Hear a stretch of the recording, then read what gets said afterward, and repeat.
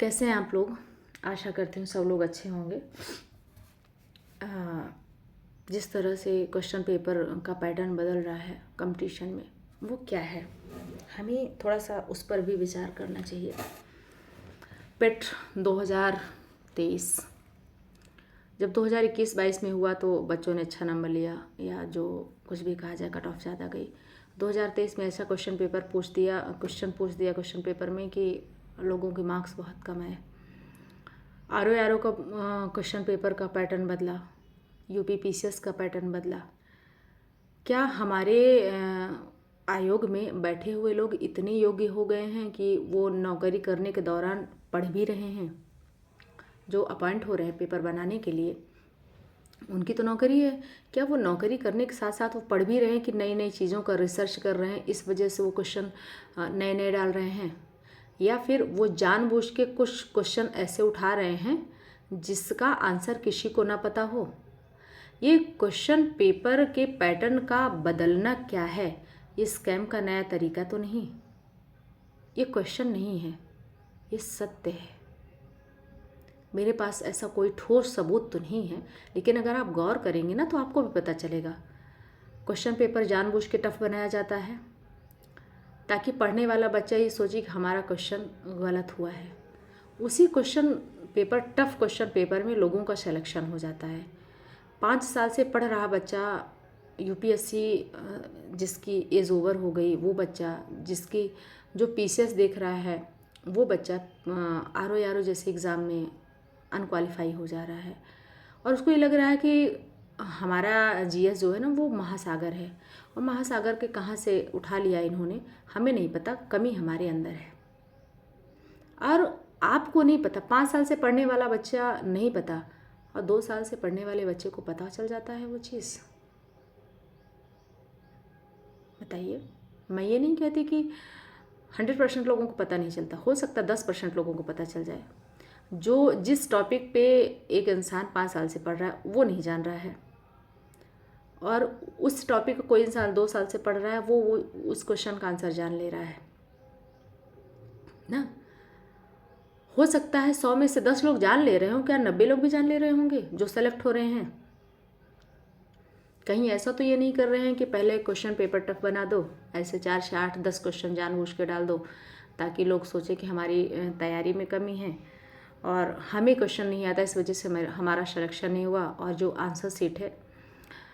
Answer sheet जो जिनको पैसा दिया गया हो या जिन्होंने पैसा दिया हो, वो खाली OMR जमा कर देते हैं एग्ज़ाम में और उसको आंसर भर दिया गया हो और नौकरी उनको दे दी गई हो जानबूझ के।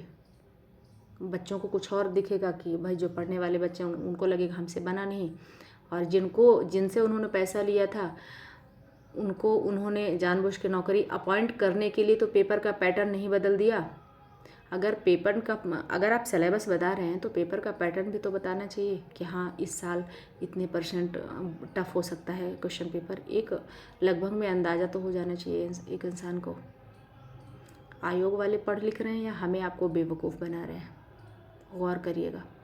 अगर रामभद्राचार्य जी नौकरी मांग सकते हैं, आर 2021 में स्कैम हो सकता है, तो क्वेश्चन पेपर के पैटर्न का बदलना भी स्कैम का एक ज़रिया हो सकता है। विचार ज़रूर करिएगा मेरी बात कितनी सही और कितनी गलत है, क्योंकि चैनल का नाम है जागो और जगाओ। आप खुद भी जागो, दूसरों को भी जगाओ, जो पॉइंट्स है उस पर विचार करो। क्यों ये अचानक से क्वेश्चन पेपर बदलते हैं? उसी क्वेश्चन पेपर में कुछ प्रश्न ऐसे होते हैं जो किसी को नहीं पता होते, और उसी क्वेश्चन पेपर में कुछ प्रश्न ऐसे होते हैं जो गलत होते हैं। उन्हीं लोगों को सही क्वेश्चन बनाना नहीं आ रहा है, उन्हीं लोगों को सही तरीके से क्वेश्चन पेपर में क्वेश्चन डालना नहीं आ रहा है, उनका आंसर गलत हो जा रहा है, और वही लोग कुछ ऐसे प्रश्न ले आ रहे हैं जो प्रश्न पीसीएस की तैयारी करने वाला या यूपीएससी की तैयारी करने वाला बच्चा भी नहीं जान रहा है। जिनको कभी कभी मतलब जिनका सॉल्यूशन कराते समय कभी कभी यूट्यूब में टीचर भी अटक जाते हैं। कई ऐसे वीडियो पढ़े हैं कि टीचर भी अटक जाते हैं, वो भी कंफ्यूज होते हैं, स्टार लगा देते हैं कि इसको बाद में देखेंगे। क्या आयोग के लोग इतने योग्य हो गए हैं, या जानबूझ के ये कोई चालबाजी है, कोई साजिश है जिसका शिकार गरीब बच्चे हो रहे हैं, जिसका शिकार पढ़ने लिखने वाले हो रहे हैं और अमीर लोग इसी का फ़ायदा उठा के नौकरी पा जा रहे हैं। विचार ज़रूर करें।